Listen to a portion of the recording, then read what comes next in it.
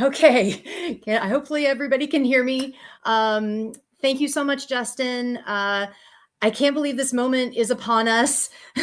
um, so, uh, you know, Justin and I were on the Humane Hoax panel, actually at the National Animal Rights Conference this summer. And it was so popular, and we had so many people really interested. And it was like standing room only. There was a ton of people there. And we thought that, this is something really big. This is something that that we as animal activists, as a community who care about animals, care about our health, care about the environment, need to talk about. So we decided to do a conference. And when it was first proposed to do a webinar, I was scared to death and was like, but luckily Justin felt secure, like confident, and he was like, yeah, we can do it online. And I'll just say, so I've been vegan myself for 30 years. I've been doing this work for that long, about 25 years. And I remember back, some of you might remember too, back in the 90s when it was like all on the phone. There wasn't computers at all. I'd get home from work at 5 o'clock and get straight on the phone and be on the phone doing the activism and organizing and phone trees where you'd call one person and they called, you call 10 people and they call 10 more. Back in the day, in the 90s. And so we've come so far. And it's hard for me to embrace the new technology, honestly, but I feel it's important, of course, for all the animals. And we have, I think, something like 450 people signed up for this, which is incredible, mind-blowing, and exciting. And very likely that most of these people wouldn't have been able to come if it was a physical location.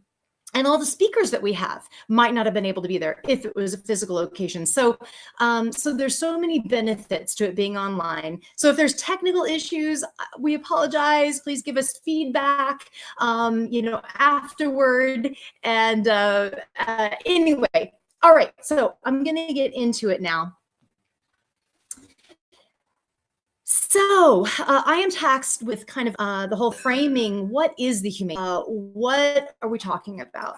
And, for the past maybe four or five decades, animal activists have really done an amazing job of exposing the cruelty in animal farming, with very little money, very little resources, very little activists, very few of us.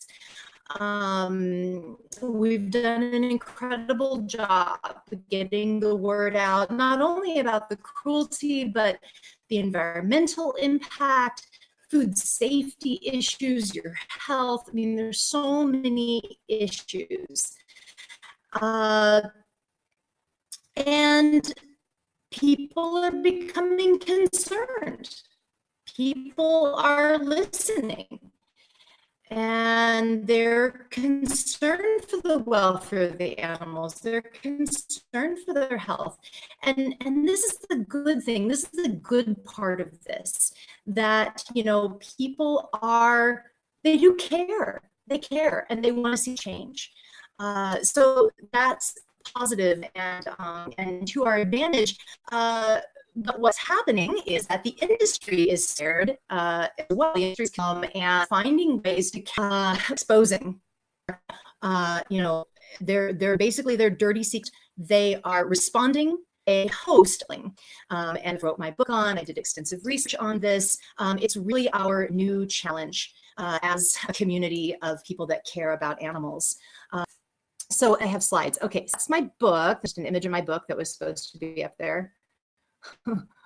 Got to get used to the whole technology thing. Slide. Uh-oh, I'm hitting my phone, not changing. Oh, why are my slides not changing? Is it is billing that says it hadn't? So our wizard already put in hours, and he's slides aren't done. Also, these thing with the He's, I don't think we ever uploaded your slides.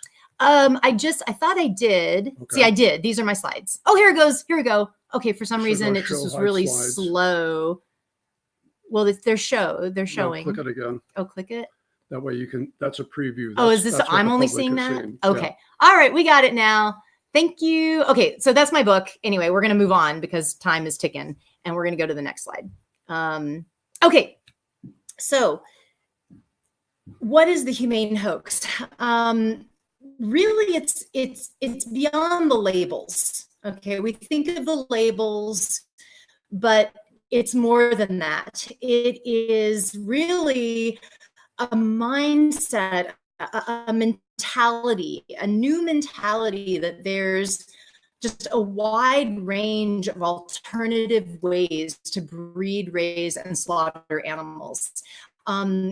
You know, and it's not only the labels, it's urban backyard chicken keeping for eggs. It's DIY, do-it-yourself kind of homesteading. It's slaughterhouses and having more for meat. The farmers market, a part of farmers market, and it was all, and now you go to the farmer's market. I mean, I don't even go anymore because there's nothing I can eat as a vegan. I mean, it's almost all animal products now. So it's really a interesting trend. So, you know, all of that we're going to hear more about over the weekend. I know that John's going to talk more about that today, the kind of homesteading part. Justin will talk more about that tomorrow. But I am going to talk about the labels and what's going on there. And one thing that one label that I kind of want to highlight is cage-free, because I think that this is really such a popular one. It's becoming so prevalent that we see it even like you see a muffin at the coffee shop and it says cage-free eggs on it. And what's happened is that, you know, animal activists have bravely, undercover investigators have bravely gone in and videotaped the horrible suffering that the animals, the hens, endure in egg production, and battery cages were one of the horrors. Of course, these crammed cages where the birds are on top of each other, and I mean, it's like living your whole life in a crowded elevator. Absolutely miserable, just terrible. Well, the industry responded. The industry changed the story, basically changed the narrative, changed consumers' conceptions. And now instead of avoiding eggs and just foregoing eggs, they have a choice and they can buy cage-free eggs. But what's happening, unfortunately, is that all of the welfare issue is being funneled to this one thing, the cage. And that's only one part of the horror of their lives. So let's look at a cage-free operation. So this is a typical, if you can see the slide that I have on the screen, this is a typical, you know, cage-free operation. The reality is that, you know, this is not an ideal, happy life for a chicken. No, they're crammed into these windowless warehouses, thousands of birds on the floor. I mean, I can't imagine how miserable this would be to live in such tight quarters, no sunshine, no air. It's still a miserable existence. And I'm going to get into some more detail about the beginning and end of their life as well. You know, not being a happy hen, creating happy eggs. So, you know, and I will say this, of course, I think that everyone, hopefully most everyone here would agree that it was good to get them out of the cages. Yes, we agree. Let's get them out of the cages. You know, any modicum of improvement is better than nothing for their incredibly bleak lives. However, the cage is not the only problem. The problems that we're commodifying animals, and there are numerous inherent cruelties that they endure. So I'm going to go on, and, you know, with any animal production, no matter how humane the operation even wants to be, there are inherent cruelties that they cannot avoid to make a profit. Okay, and we're going to get into some of those, and I'm going to talk again about eggs. I had to put this turkey picture in there briefly. She's just so beautiful, this turkey. I just can't believe how gorgeous. But anyway, so we're going to move on to, oh, well, okay, let me set this up. The next slide. So the natural, humane way for a chicken to come into the world. This is, we're going to get the picture here. This is, of course, what would be the natural, most, humane way, with a mother hen sitting lovingly on her eggs, waiting for them to hatch. You know that mama hens and chicks in the egg can coo and cluck to each other. They can actually communicate even before they're hatched. It's this amazing, beautiful, natural process, completely denied no matter the label. No egg product, no egg industry, no egg operation can profitably hatch their own chicks. So the reality for any label is this. They're hatched in hatcheries, and this is more the reality. They're hatched in these metal drawers, immediately thrown onto conveyor belts and metal machinery, and it's just really a brutal, horrible way to come into the world. Many of them don't make it, and that's just considered, collateral damage that they will be in these machines. This is on the right, the sexing process, where they're sexing the chicks, males and females. The males are being tossed into one chute, females into another. The females will, of course, be shipped to the egg farms, but the males don't grow profitably enough to be slaughter weight quickly enough. They just aren't profitable to be raised for meat. So they are thrown away by the millions. And this is the chicks being thrown away in the backs of hatcheries. They are suffocating on the weight of their brothers and sisters. There are some females that get caught in there that maybe just didn't get out of the egg quickly enough, didn't have their mother hen to help them out of the egg. I mean, it's just so horrible in these places. Dying of dehydration, exposure. Some go down the conveyor belts and are dropped into maceration machines, where they are ground up alive by the billions. These are newborn baby chicks. And this is all these labels that we see: cage-free, free range, doesn't matter. They're sourcing their chicks from the hatcheries.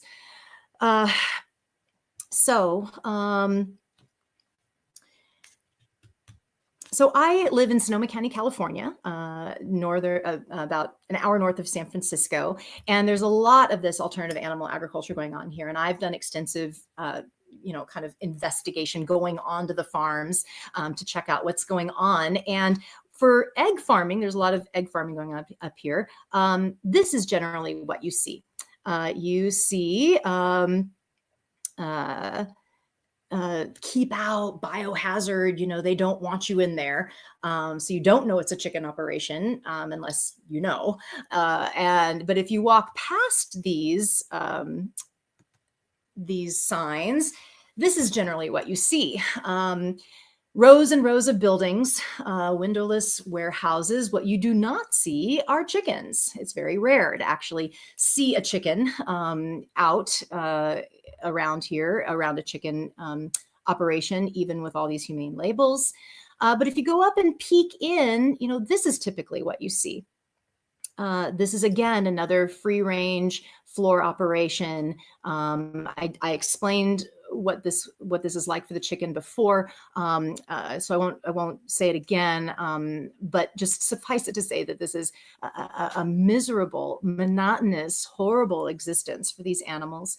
And they go to a very brutal slaughter at a very young age. This shed will be cleared out within a couple years, and they will all be going to slaughter. Talking about the Humane Methods of Slaughter Act, one of the only federal laws in place for animals, which says that an animal must be rendered unconscious before slaughter, does not apply to birds, to chickens, to turkeys, or to rabbits and other animals. So,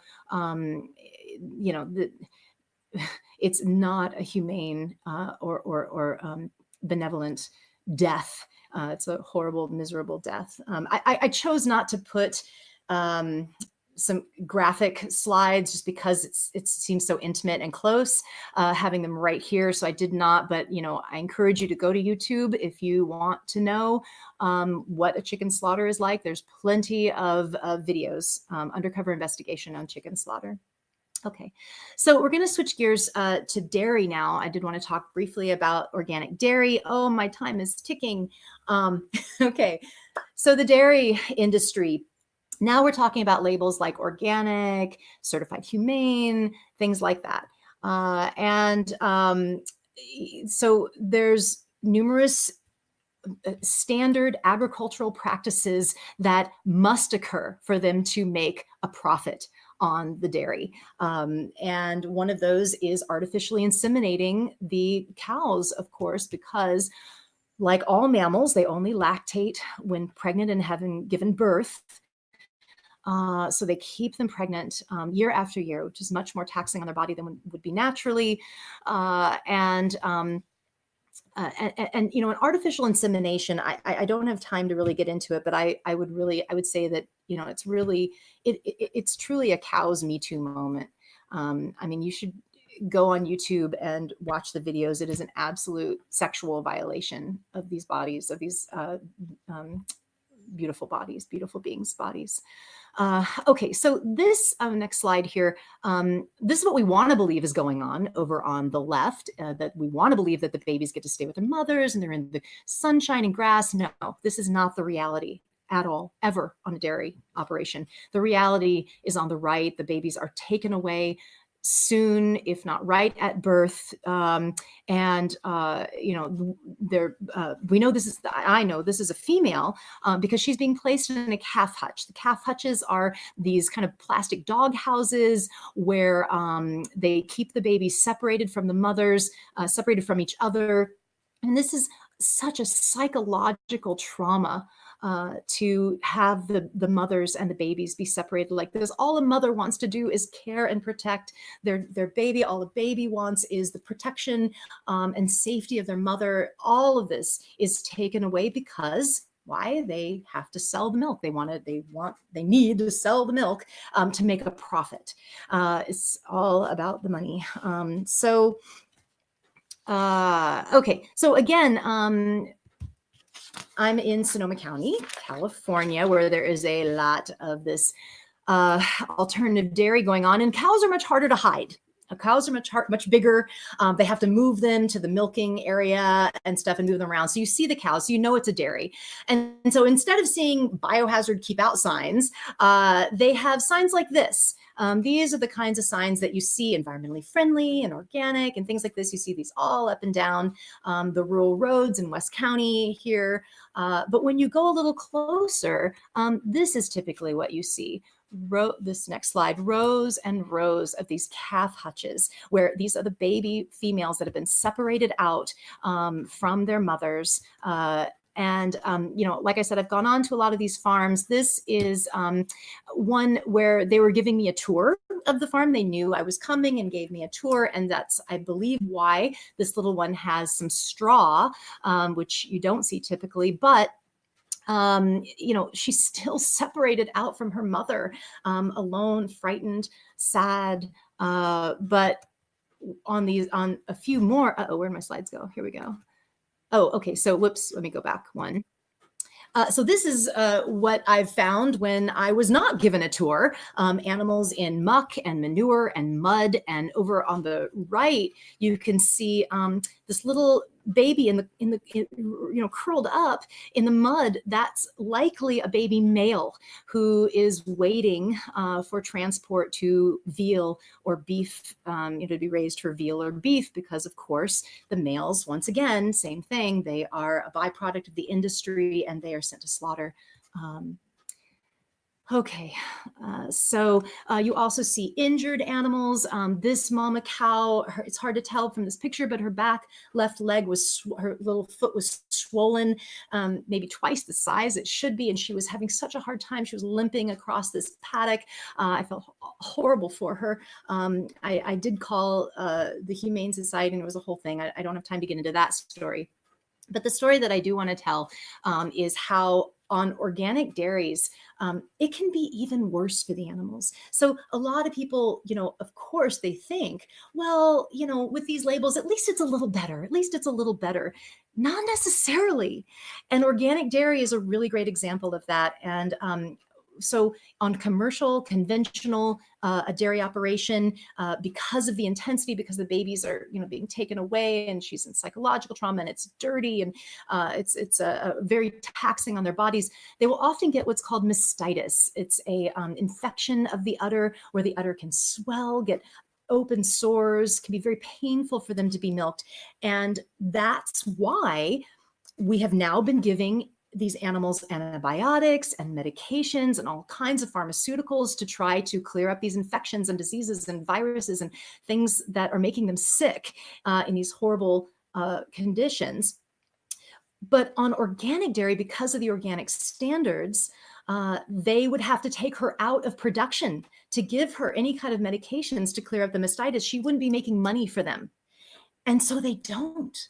I had a large animal vet, a veterinarian, confide in me that he saw cows with the most advanced stages of mastitis, in the worst pain at milking, on organic dairies, like he had never seen for decades in the past in conventional farming, because they were able to give them medications.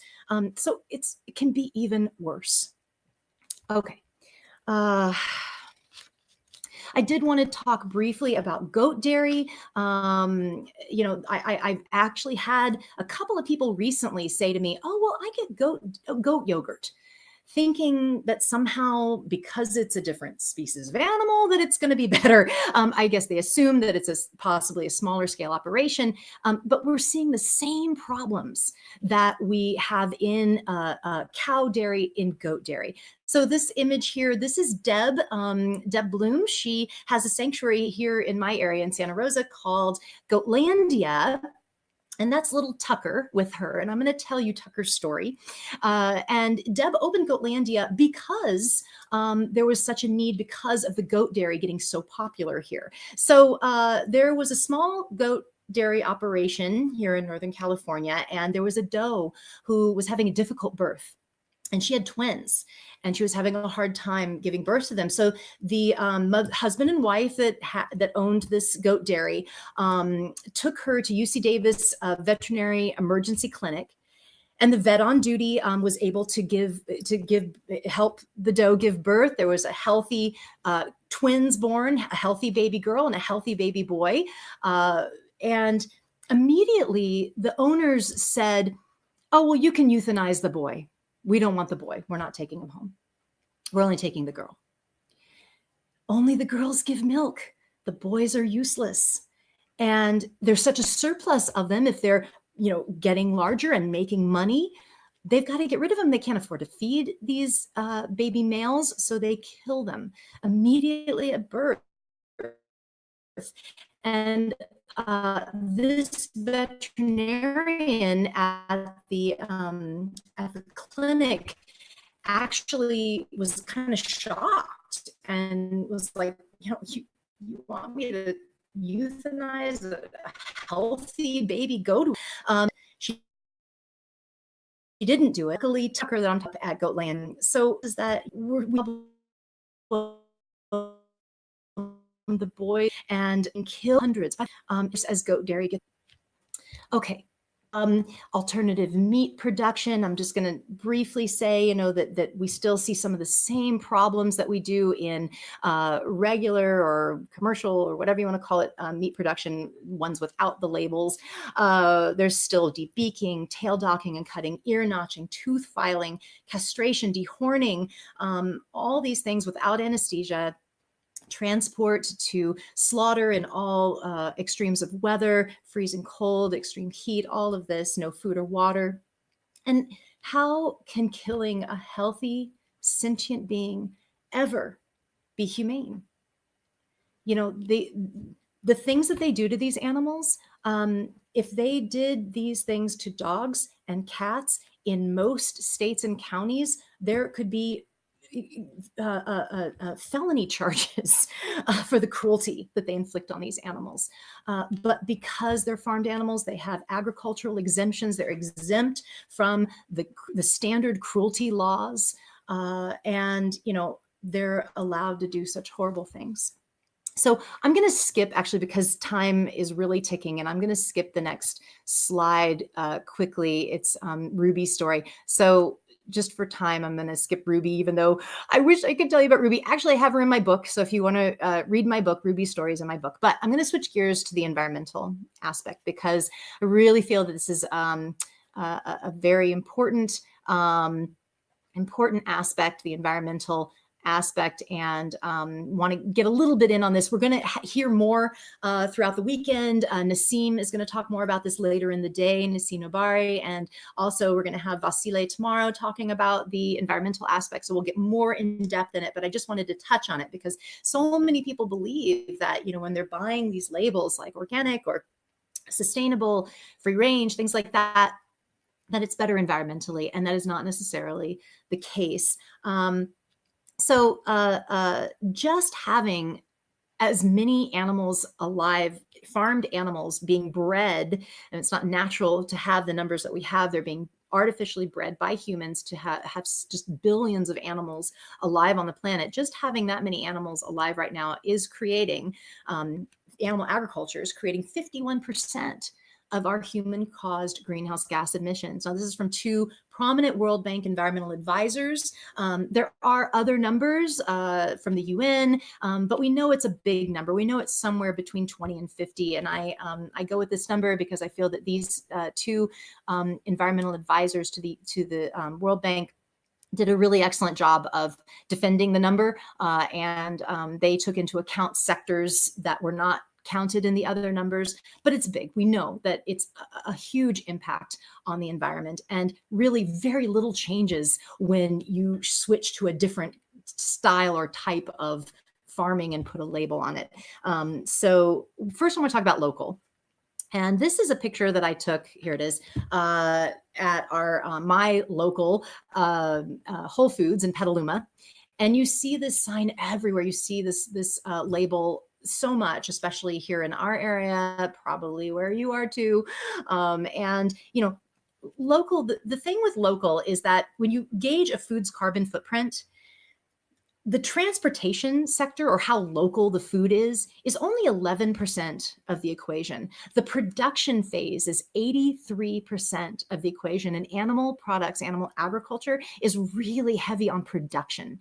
So just the massive energy drain and energy use and fossil fuel use, we're talking about, indoor environments and refrigeration and lighting, heating, the mechanized slaughtering process, the mechanized milking process. It just takes so much more energy and water than comparing to plant foods, no matter how you do it. And the local factor is really very minimal when it comes to this that we're talking about. I'm going to go to the next slide and read this. A study in the Journal of Environmental Science and Technology found that switching just 2 meals a week from meat and dairy to a vegetable-based diet achieves more greenhouse gas reduction than buying all locally sourced food. So really, it's the animal products that are so impactful on the environment. Another one that shocked me really when I researched it for my book was grass-fed. Grass-fed beef can actually produce 50 to 60% more greenhouse gases and use more water. It's shocking. And, why are people buying these labels? Because they think it's better. Well, guess what? It's not necessarily. And we're learning more and more. There's a lot of studies coming out now comparing like organic to conventional and grass-fed to conventional. And we're finding that these labels are not holding water. They're not living up to, this ecological standard that everybody is hoping for. So I really wanted to just point out this label. So this is 100% grass-fed Maple Hill organic. Okay, so what's going on here? I actually looked up this farm, and they have 35 farms that they source from in upper state New York. Okay, Do you think there's grass growing year round in upper state New York for the cows to be out in? No. No, that's not the case. And I don't know if it is specifically for Maple Hill, but I have read and heard that they will actually use cut grass from lower states and ship it up to these confinement barns where the cows are inside, and they just feed them the cut grass inside. So they're not necessarily out on pasture. I mean, that's how little regulation is on these labels. And I'll just talk briefly about the regulation. It is so unfortunately just woefully unregulated. There's, practically there's no on-site. The only one that has a little bit of, I'd say a considerable amount of oversight is organic. But that doesn't have to do necessarily with the welfare of the animals and all these things that we've been talking about.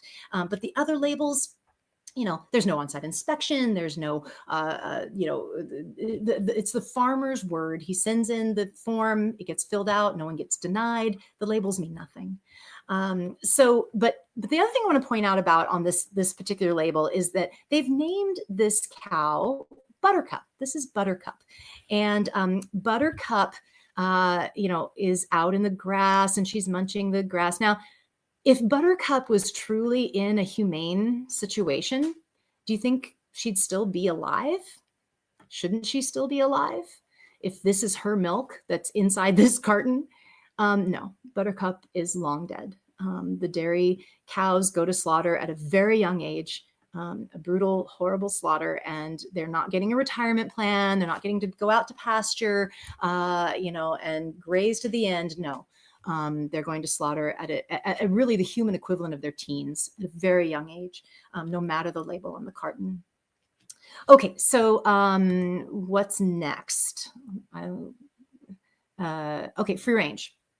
So I use this picture, again, we've seen this picture in cage free, but I use this picture for free range because this could be a free range operation, believe it or not. All a farmer would have to do would be open a little door to a concrete patio that's so unappealing, no bird would even want to go out there. And they can call that free range just because they just have to have, quote, access to the outside. There's no rules as to whether, how long that is, what kind of access, what kind of space it is, none. So this could be free range. But there are some operations that are giving the animals a little more space. Now they have to have a lot more room, because imagine if a farmer even wanted to go free range here, and look at this the amount of chickens he has. I mean, this barn is probably maybe a 1/4 acre of land, if that. If he wanted to give these birds even half the space that they need and deserve to have a natural life, he would have to have acres and acres more land. Free ranging is really a problem as far as scaling up. We can't scale it up. We would have to destroy millions more acres of wild areas and forests and prairies and wetlands to accommodate all these local free-ranged animals. It can't be done. It's been estimated that we would need closer to 5 planet Earths to be able to free range all the farmed animals that we have alive right now. It just cannot be done. Free ranging animals for food can never be more than a specialty market for a few elite buyers. We are not going to feed 7 billion people with free range farming. It cannot be done. Okay. So I'm going to wrap up the environmental talk. There's so much more to the environmental stuff, and we're going to hear more this weekend, but these are just some highlights I wanted to point out. But I thought this was really telling. So this was a report that came out from the Alliance of World Scientists. They came out with a report. This is 15,000 scientists in 184 countries. And they did a study, an extensive study on what would be the best personal thing, the best personal action that someone could take to help climate change. What can we do to curb climate change in our own lives? And guess what they found out, or they are recommending, right? They are recommending that people avoid all animal products as the #1 thing that you can do to help with climate change. Okay, they're not saying buy free range. They're not saying buy grass fed. They're not saying cut back on animal products. They're saying avoid all animal products. It's very, very powerful. Okay, so I'm going to switch gears to my last topic, which is the language and labeling. And I want to talk about both. I mean, it's very little time left, so I've got to really pack it in here. But I want to talk about both the industry's labeling and language and our language as well in response. Because, like I said in the beginning, they're changing the story, they're changing the narrative, they're changing customers' perceptions. So we have to respond as well. We've got to change our language. We've got to change the way we approach it. And we're going to talk about that. I first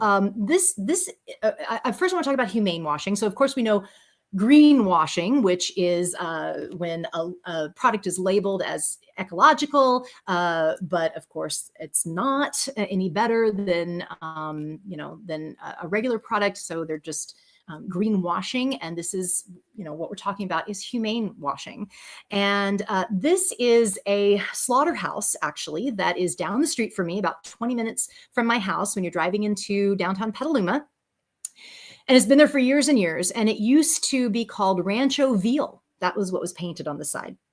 But Marin Sun Farms bought it. This is a local rancher. And they gave it a new white paint job. And they are in collaboration with this company called Mindful Meats. And they painted on the side of the building, Mindful Meats. And I was just shocked when I first saw this. I had to pull over and just kind of like freak out. And just really, it's so offensive to me that they would be trying to tell a story. What they're trying to do is say that something different is happening in the slaughterhouse now. Something kinder, something more conscious is happening in the slaughterhouse now. No, there is nothing different happening in that slaughterhouse but death and misery and suffering, and it's so horrible to me that they can get away with just being such blatant humane washing. Okay, so sorry, I get a little upset by that. Okay, so I want to really talk about, so we got some major humane washing going on this label. We got everything going on this label. So this is Vital Farms, and boy, we've got happy hens, we got green grass, we got fresh air and sunshine, we got all kinds of stuff going on this label. Okay, so I looked up Vital Farms. I checked them out online to see what they were all about.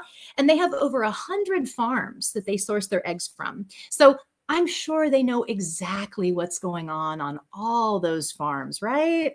Okay. What's going on is all the things that we've been talking about, all the inherent cruelties that we have been talking about. But I thought this was really interesting. I'm just going to read this very first part of a little thing I pulled from their website that I found very interesting. And I'm just going to read. It says, how can an egg be ethical? Think not of the egg, but of the process by which it came to be. Okay, so basically they're saying, don't worry about don't think it's the egg. It's not the egg. Don't avoid eggs. It's the process, and there can be a happy process. It's a kind of a little dig to veganism. So it's just interesting and subtle, but it's this story that they're trying to tell the public that there's a better way to do it, right? Okay. So now that was all the time I had for that. Now I want to switch gears and talk about our language as animal advocates. And one thing that I would like to encourage everyone to please do is, please, here it comes. Dun, dun, dun, dun. Where's my slide? Stop saying factory farming.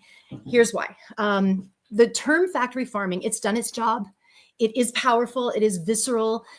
People really, activists really like to use it. I understand why. It conjures up, all the horrors. Absolutely. However, the problem now is that it no longer necessarily implies a vegan message. Here's why. I hear all the time people say, oh, well, my meat's not factory farmed. It's from Whole Foods. Oh, my eggs aren't factory farmed. I get them at the farmer's market. I've even seen pork producers on their websites say, we don't support factory farming, buy our pork, right? So now it's like there's a separate option, a different option now, with all this small scale, supposedly small scale labeling. And really what's happened is this unintended and dangerous common ground with activists as well as consumers and meat producers that we can all get on board with stopping factory farming, right? But what's happening now is that we are actually denouncing the animal products with the term factory farming. We're ironically repeating the marketing slogans of an increasing sector of the animal product industry. We're helping them. So we have to say all animal farming. All animal farming is bad. All animal farming is cruel. We've got to include all animal farming. And also another one, please stop saying 99%. Here it is. This is the slide. 99% of animals in the US. This is just this meme that we repeat, that I hear it all the time. I did a search for memes and got so many of them. 99% or 95% of animals are factory farmed. We keep repeating this. But think about it for a minute. What do we think is going on this 1% of farms? So we're saying there's this 1% out there. And what do we think? Is this what we think? We're going to go to the next slide. Do we think it's all like rainbows and butterflies and the cows are no.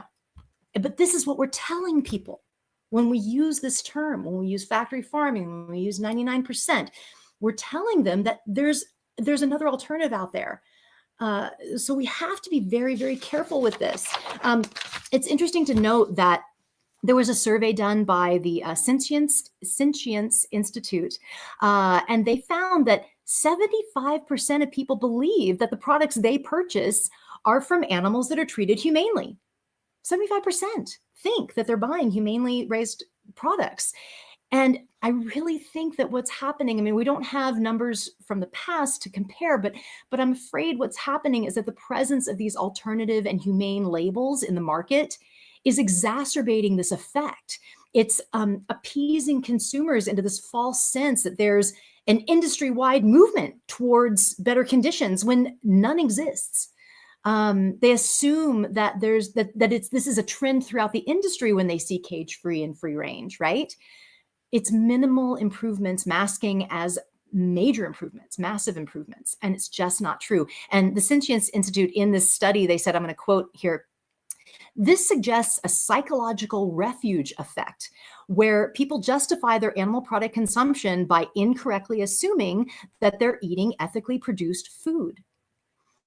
And I'll add, just because it's a small farm and there's a humane label, or you met the owner or you met the rancher, that doesn't mean that all these standard agricultural cruelties that I've been talking about don't exist on that farm. It doesn't mean that the animals aren't punched and prodded and kicked and poked and cussed at, because that happens on small farms. I have interviewed numerous former animal agriculture workers who experienced this kind of abuse beyond the standard cruelty on small farms, on family farms, on farms with just a host of feel-good labels. So, if a chick is hatched into this world in a sterile metal drawer without the comfort and love of her mother and a soft nest, that is factory farming. If a calf is ripped from his mother at birth and kept separate from her and other cows, that is factory farming. If an animal has her beak burned off, her tail cut off, his genitals ripped out, that is factory farming. All animal farming is factory farming. There can never be a humane way to breed and kill animals. And I'll go to my next slide if it'll let me. Really, the only truly humane choice is vegan. We have to stop looking at eggs and dairy and meat as food. It's not food. It is the commodification of someone else's body. And as long as that's the case, there will be suffering somewhere. I mean, you may have a humane situation in your backyard, but that can't be scaled up to feed 7 billion people. We have to stop looking at this stuff as food. Okay, so I have very little time left, but I did want to just say something about the image that I have up there. And while this, I believe very much that we do still need to have the vegan message, and we need to talk about the food, and we need to talk about recipes and all the delicious, amazing vegan food out there. That's really important. I don't want to diminish that, and I don't want to stop that. However, I do think that we need something needs to change. There's a shift that needs to happen, and we need to back up, and we need to start changing the message. And I'll go to my next slide, to saying, whoops, shoot. There it is. I don't know why it's so small, but to end all animal farming. As long as we are talking about food, about diet, about vegan, people have a choice. They can choose not to, right? I feel like we've got to bring the animals into this. This is a justice issue. This is a social, a political, an ethical movement. It's about speciesism. It's about human domination of another species of sentient, beautiful, emotional, incredible animals. And you know, I really believe we've got to broaden the message to end animal farming, end all animal farming. These are victims that need protection, and they need liberation. Okay, so I'm going to wrap up now because my time is about up, but I did want to just say a few words in conclusion, and where you can maybe get some more information. And I also want to say, just going to say this really quick. I don't think this is a bad thing, this whole humane thing, even though I'm on top of it, and I feel like we've got to, be on it, and we've got to change our message, and we've got to be careful, not to let people get complacent and feel like everything's okay now. I still think it's a good thing. This is a step in the right direction. People are starting to wake up. They're starting to acknowledge that the animals suffer. The logical extension of that, the logical conclusion of that, is going to be that we don't kill and eat them. It's going to happen. I believe deeply, and I believe that this is just it's part of the process. It's part of the process, but we do have to be on it. We can't be complacent in what's happening. We've got to change. They're changing the story, so we've got to change our story. So for those, okay, I'm just gonna make a quick little announcement for those that are in Northern California. If you are in Northern California, we have the Conscious Eating Conference coming up, UPC's Conscious Eating Conference, Saturday, March 2nd. We'd love you to join us. Please buy tickets. And if you want more information about all this, like to learn more, I of course recommend my book, The Ultimate Betrayal. I also recommend Robert Grillo's book, Farm to Fable, and he'll be speaking last. He'll be our closing presentation tomorrow. And also there is some leaflets and literature out there on this issue. And I'll just give a plug for my organization, United Poultry Concerns. I feel very honored to work for United Poultry Concerns, and they are one of the very first organizations that was talking about this, like 10 years ago, a long time ago. They were talking about free range and cage free, and the cruelty in the egg industry under those labels. And we have a booklet that is all about that. That is, free range and cage free eggs. So there's a booklet that you can buy on United Poultry Concerns website to be able to take and give to family and friends and learn more. Please get some of those booklets. Another one is from my other organization, Compassionate Living. We have one of the only like a leafleting card on the Humane Hoax. It's just a two-sided card, kind of summing up this whole issue. So please get some literature that's specific to this and start passing that out. And Robert's going to talk a lot more about how to get active specifically to the Humane Hoax. So be sure to watch all the way through to Robert in tomorrow. And I'm almost out of time. So I'm just going to wrap it up with a quote from my book, my very last slide. Where is it? Slides are slow. There it is. It is not our methods of animal agricultural practices that need to change. It is our unwillingness to let go of animal products and animal farming. That's it. Thank you. I don't know. So I've got 3 minutes. Hi, Justin. So I don't know, maybe I could take like one question or something. If there's like, I'm looking over in the chat and I'm not really seeing a question or anything. We could maybe take a little 3-minute break because we didn't really like schedule in breaks. We thought you could like take your computer or your laptop to the bathroom with you. So maybe we just like let it end now and have a little bit of a break before Michaela. I don't know. It's up to you, Justin.